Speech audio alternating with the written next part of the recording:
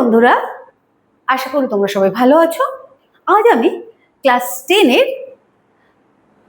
একটু ভিন্ন ধরনের ভিডিও নিয়ে তোমাদের সামনে উপস্থিত হচ্ছি। আগামী 1 আগস্ট তোমাদের সকলেরই স্কুলে সেকেন্ড সামেটিভ শুরু হতে চলেছে। সেকেন্ড সামেটিভ সংক্রান্ত যে সিলেবাস, সেই সিলেবাস অনুযায়ী আমি তোমাদের সামনে বিভিন্ন ভিডিও এনেছি ইতিমধ্যে। আশা করি তোমরা নিজেদের মতন পড়া শুরু করেছো এবং আমার দেওয়া এই ভিডিওগুলো তোমরা নিশ্চয়ই ফলো করতে শুরু করেছো, যেটা তোমাদেরকে উপকৃত করবে। আজ আমি তোমাদেরকে কোনো নতুন বিষয় পড়াতে আসছি না, যেহেতু আমাদের সিলেবাস শেষ হয়েছে। কেবলমাত্র নাটকের আর একটা পর্যায় রয়েছে, 2টো পর্যায়ে ভিডিও করা হয়ে গেছে, আর একটা পর্যায় রয়েছে, এরপরে রয়েছে কৌণিক সংক্রান্ত কিছু আলোচনা।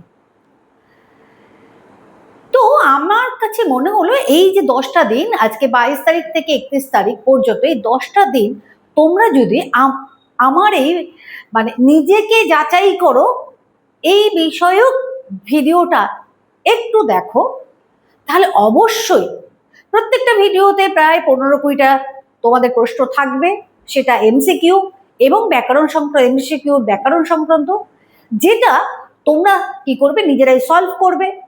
কতটা করতে পারছো দেখো, পরবর্তী ক্লাসে আমি সেই প্রশ্নগুলোর উত্তর দিয়ে দেবো, তোমরা তাদের সাথে মিলিয়ে নেবে যে কত নম্বর তোমরা পাচ্ছ। এইভাবে যদি পরপর 10টা দিন যদি তোমরা প্রশ্নগুলোর দ্বারা নিজেদেরকে যাচাই করে নিতে পারো, তাহলে পরীক্ষাতে আমার মনে হয় তোমরা খুব ভালো একটা রেজাল্ট করতে পারবে। মধ্যশিক্ষা পর্ষদের নিয়ম অনুযায়ী সেকেন্ড সামেটিভও তোমাদের 40 নম্বরের হবে এবং 40 নম্বরের মধ্যে তোমাদের 40% সেখানে থাকবে ব্যাকরণ সংক্রান্ত প্রশ্ন। সেটা এমসিকিউ তো থাকবে কিছু প্রশ্ন, তার মধ্যে আরো কিছু প্রশ্ন থাকবে 2 নম্বরের প্রশ্ন, অর্থাৎ এক কথায় উত্তর দাও। সেই নিয়ম মেনে, মধ্যশিক্ষা পর্ষদের নিয়ম মেনে আমি কিন্তু এই প্রশ্ন উত্তরগুলো সাজিয়েছি।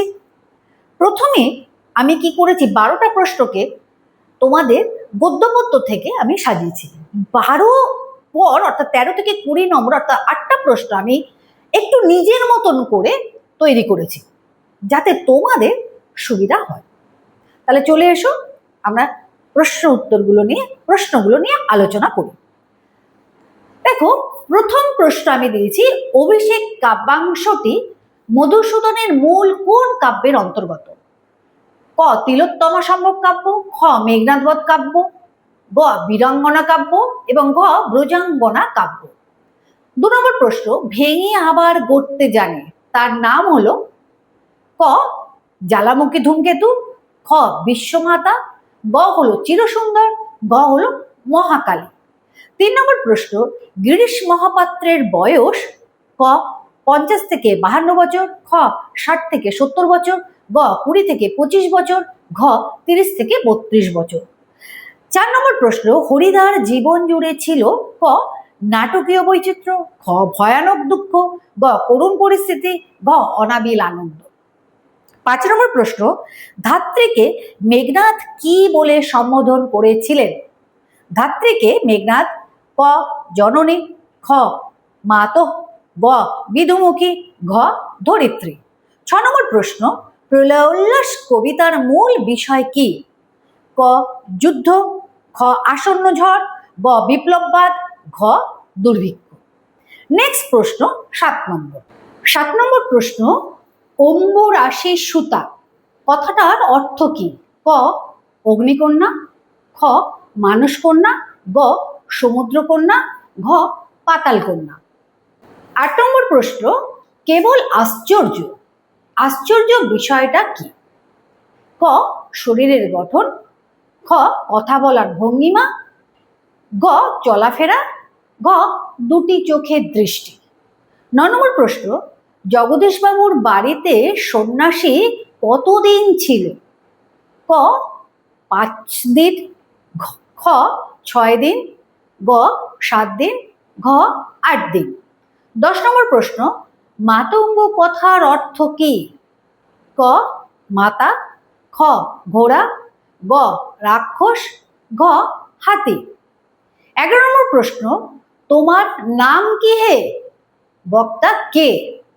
ক জগদীশ বাবু, খ রামদাস, গ নিমাই বাবু, ঘ অপূর্ব।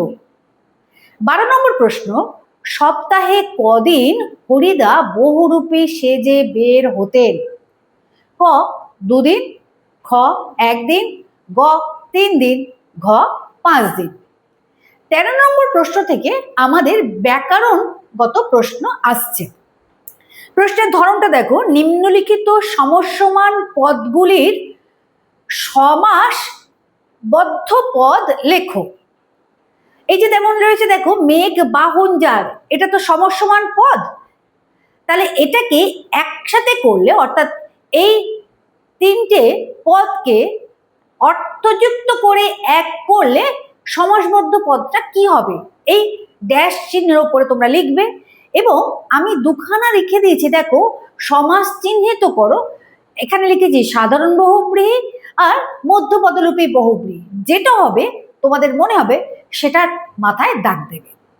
নেক্সট চলে আসছি 14 নম্বর প্রশ্নে। 14 নম্বর প্রশ্ন আসছে, 9 রাগী, এটাকে সমাসবদ্ধ করলে কি হবে? আমি তোমাদেরকে একটু হেল্প করেছি, ব্র্যাকেটে দেখো নং তৎপুরুষ সমাস না নং বহুব্রীহি সমাসের এটা উদাহরণ। 15 নম্বর প্রশ্ন, জয় সূচক ধ্বনি সমাসবদ্ধ করলে কি হবে? তৎপুরুষ সমাস নাকি মধ্যপদলোপী কর্মধারয় সমাস? 16 নম্বর প্রশ্ন, জল ও হাওয়া সমাসবদ্ধ করলে কি হবে? ড্যাশের মধ্যে লেখো এবং যে দুটো তোমাদেরকে সমাসের নাম দেওয়া হচ্ছে যেটা সঠিক তার মাথায় রাইট চিহ্ন দাও। প্রত্যেকটার মাথায় যেগুলো সঠিক তার মাথায় রাইট চিহ্ন দেবে। সমাসের আরো এক ধরনের প্রশ্ন তোমাদের সামনে আমি আনলাম, রেখাঙ্কিত পদটি ব্যাস বাক্য সহ সমাস লেখো। তাহলে 17 নম্বর প্রশ্ন, সপ্ত মহাসিন্ধু দোলে, এই মহাসিন্ধুকে তোমরা ব্যাস বাক্য সহ সমাস করবে এবং তার নাম কি সমাস সেটা লিখবে। 18 নম্বর প্রশ্ন, একদিন স্বনির্বন্ধ অনুরোধ করিয়াছিলাম, এই স্বনির্বন্ধ শব্দ পদটির সব ব্যাস বাক্য করে তার সমাস লিখবে এবং সেটি কোন সমাস সেটা লিখবে। 9 নম্বর প্রশ্ন, 7 দিন হলো এক সন্ন্যাসী এসে জগদীশ বাবুর বাড়িতে ছিলেন, 7 দিন কি ধরো, এটাকে ব্যাস বাক্য করবে এবং এটা কি সমাস সেটা লিখবে। 20 নম্বর প্রশ্ন, হেমলতা আলিঙ্গয়ে কুমারে, হেমলতা ব্যাস বাক্য করলে কি হবে সেটা লিখবে এবং কি সমাস সেটা লিখবে। আশা করি এই 20খানা প্রশ্ন যে তোমাদের সামনে তুলে ধরেছি, একটু বৈচিত্র্যপূর্ণ প্রশ্ন, তোমরা আনন্দ পাবে এই প্রশ্নগুলোর উত্তর তৈরি করতে। পরবর্তী দিনে আমি এই প্রশ্নের উত্তরগুলো তোমাদের সামনে তুলে ধরব। ভালো থেকো, সুস্থ থেকো, থ্যাংক ইউ।